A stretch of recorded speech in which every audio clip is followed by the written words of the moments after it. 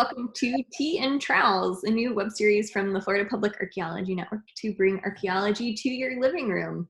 Each episode, we're going to talk to different archaeologists about their research and what archaeology means to them. So today we're going to kick off with your two co-hosts. I'm Emily Jane Murray, and joining me is Emma Dietrich, and we're going to chat a little bit amongst ourselves today.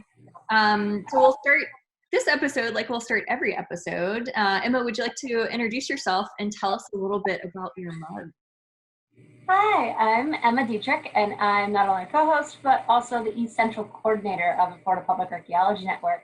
My mug that I have today is my nice stoneware mug that I just recently purchased, but I like it the most because of its nice hand-drawn scrimshaw-styled vessels and lighthouses, which happen to be two of my favorite things. Very nice. And I'm Emily Jane Murray, and I'm a public archaeologist with the Florida Public Archaeology Network's Northeast region. And I brought with me Joe. So Joe is a coffee mug that was mailed to me by one of my dearest friends when I started grad school. So he and I have written many papers on anthropology and archaeology together. And a cool note about him is I love him so much, he keeps breaking, but I keep mending him. So that's a fun little thing to note about material culture, to think about people reusing items and repairing items. And if you'll notice the size, you'll see how much I love caffeine as well. Right?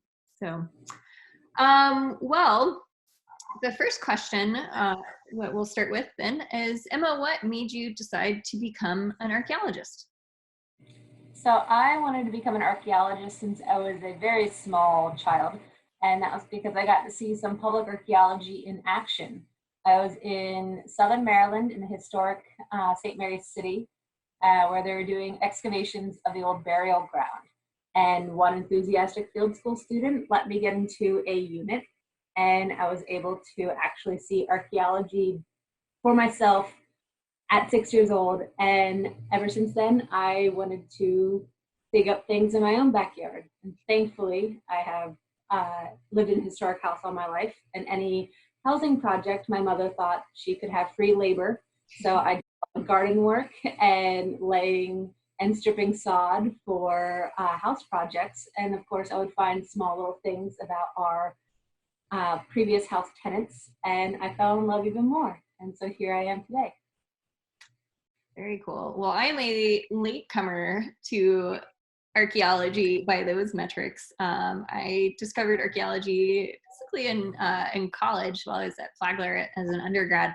And I actually got an internship with the Florida Public Archaeology Network. So my interest in archaeology has always been with public archaeology as well. And I wasn't really sure what I wanted to do with myself, but I started working with FPN, and I just fell in love with public archaeology. And I think engaging people and teaching people about the past is just the best thing ever. So, all right. Emma, challenge. As a public archaeologist, can you tell us about your research in only 30 seconds? Oh, I think time starting now.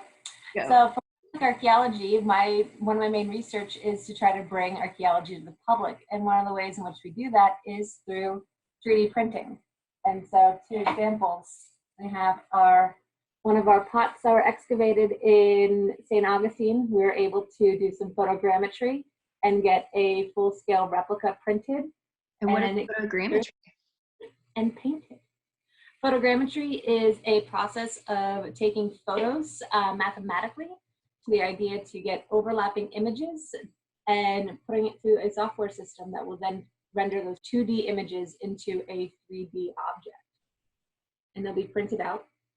And we can use them not only on a digital page, so you can look up sketchfab.com/fpan, and you'll be able to see some of our models we've already created. But then we'd also be able to take the actual artifact into a classroom or into a museum or a public lecture and allow people to handle this without threat to the real object. Very cool. Bringing it all to the people. That's what it's all about.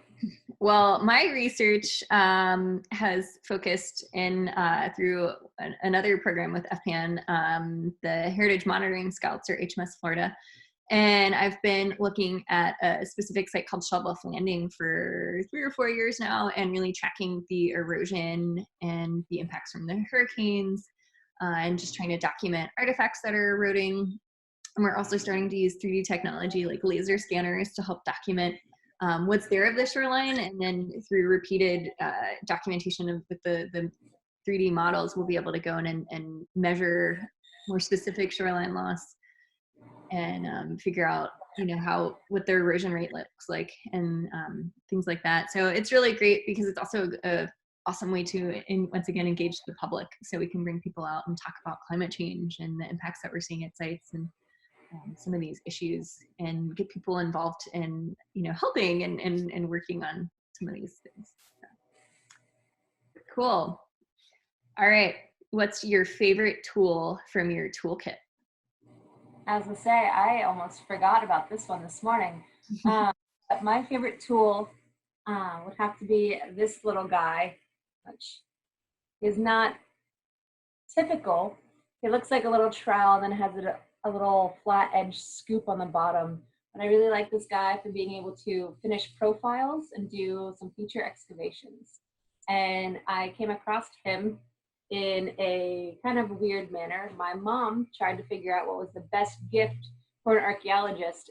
So she purchased me a crazy field kit from England that it shipped over. But during Christmas, there was a whole bunch of metal, sharp, spiky things that were being shipped through the mail from England, and she didn't realize that customs would not be too keen about that. So I got held up for quite a while shipping these archaeology tools, and came in about 3 or 4 weeks late after Christmas. But it was still one of my favorite kits to be able to get, because I have not gotten to use a lot of the same tools as the folks in England. There's a lot of rock picks that I didn't realize would be very useful over there, and not really useful in Florida. You haven't obviously dug through too many shell middens, because those rock I have not. could come in handy with those. Maybe this summer. There you go. Very cool. Well, my favorite tool is also a very stylish fashion accessory here. This is called an arrow, and it is basically an antenna for a GPS, and it helps you with mapping. So when we go out and work on things like tracking shoreline erosion, this can turn your cell phone into a very fancy and accurate sub-meter GPS device, where we can just take points on our phones and be able to have nice lines of where the erosion is, or where we find artifacts, or where we find features, or if sites aren't in the correct location in some of our databases, we can take new points and be able to update those things. So, and you look pretty cool while you do it, right? I was say, did you get to choose the color of your hat? If only. We borrowed this idea from our friends at Scape over in Scotland, and they were complaining that they only come in ball caps, and it's very cold there, and they don't keep your ears warm. But that is definitely not a problem we have with it here in Florida. So yeah. Awesome. Well, what is your best, worst field story that you can now also laugh about? So this wouldn't be officially in the field, but when I was working in New Mexico, we had an area we called Tent City, where we were living in tents off-site. And it was in the middle of the Carson National Forest in New Mexico, and we were surrounded by forest fires. We were, it was middle of summer in New Mexico, there's always going to be some sort of fire. But we were in a river valley, so we were safe and sound, but all the small creatures had decided to move into the river valley, where there were obviously no fires and water. And what follows small creatures are the larger creatures, and then the larger creatures. And we were, our camp had coyotes who were on either side of it all night and would talk to each other.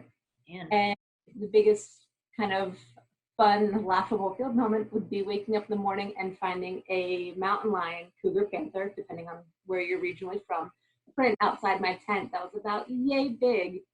And it had been this mountain lion that had stalked our camp for a few weeks. And I was just at the middle of the night walking through our campsite because it was the easiest place to find these small critters going for any sort of food that was not supposed to be in tents, but apparently was.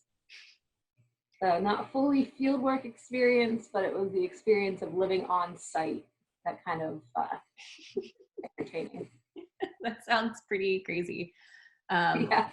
Well, I've never had the joy of living in a tent city. I've lived in some pretty sketchy hotels and motels, but that's not quite the same as roughing it that way. No, our tents, we had cots, they were huge, they're all on wooden platforms, so it's not totally crazy.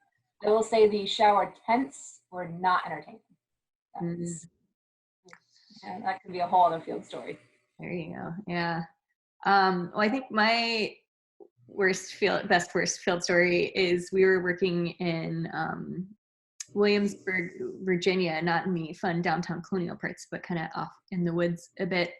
And we were supposed to dig predetermined transects, and they weren't running straight north-south. They were off about like 4 degrees, just enough to make it fun.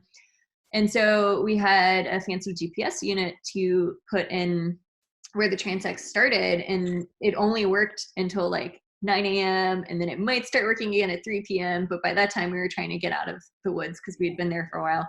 So one person would have to run around and put all of where the transects were, where the lines that we were supposed to dig the shovel test. And then we just kind of wing it all through the day and hope that we were aiming our compass in the right way. And we finally realized not everyone's compass worked properly. They were all off a few degrees, and we kept having mingling transects, which were supposed to be parallel. So it was a fun experience, and I'm glad I'm not working on that project anymore. But you know, can laugh about it. I always hated comparing everyone's compasses and not knowing which one was the most accurate because they're all slightly taking different directions. Yeah. Yeah. Well, your favorite tool. Hmm? Compass is clearly not the favorite tool. No, I like the fancier GPS there. Figure out exactly where I am in the woods.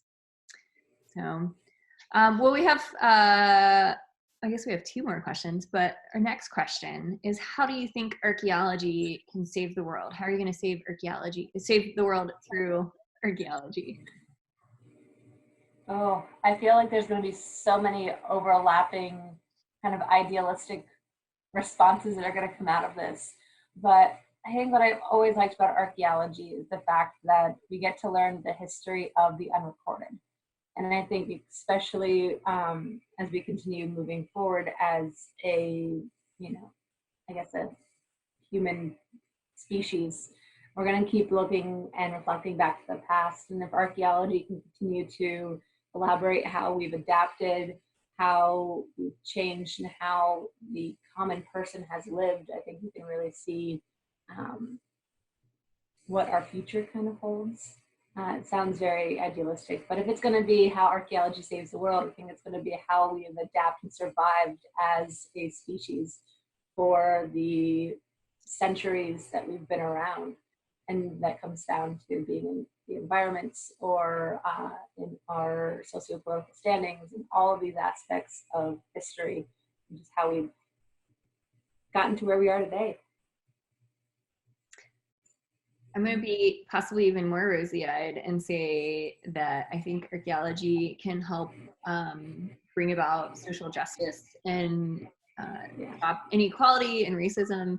And I think part of it is in telling the stories of people, like you're saying, telling the stories of people who, weren't recorded in the history books, who weren't, the winners or the rich or the literate. And I feel very passionate, especially here in Florida, where a lot of the native tribes, all of the native tribes that were here when the Spanish arrived, are gone. And so the only way we can really do our best to tell their stories is through archaeology, through understanding what they left behind. And I think that's really important. And it does, play into things that are happening today. And, understanding how people have moved across the landscapes and how things have changed, and why certain why certain things are happening. So colonialism, all that stuff. Excellent. Well, one last bonus question here, because we are all self-quarantining. What is keeping you sane while you are working from home? I think what was been keeping me sane has just jumped through frame. That would be my cat Lucia at this point, who has been a constant source of entertainment to realize how crazy she is while I am gone at work.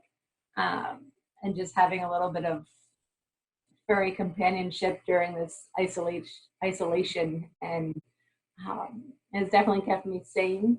Although now I have gotten a little bit into some crafting and have restarted cross stitch, which has been a long time coming. So that would also be my other means of staying somewhat sane. Mine is similar. I have gotten in the wormhole of all sorts of creative things. So I've been sewing and knitting. I'm a big knitter. And I've also been baking a lot more recently. So I'm a sourdough person, which is a very time consuming, and you have to plan it all out and let it have a slow rise. But because I'm home all the time, I can. I've made all sorts of tasty creations, and I really need to also get out and do some walks around the neighborhood too to make up for all of the baking. So. I wish I could get a loaf. I'll send you one virtually. Awesome. Well, thanks everyone for tuning in, and we will be back at you soon with some more fun chats with other archaeologists, and stay safe out there, guys. Bye.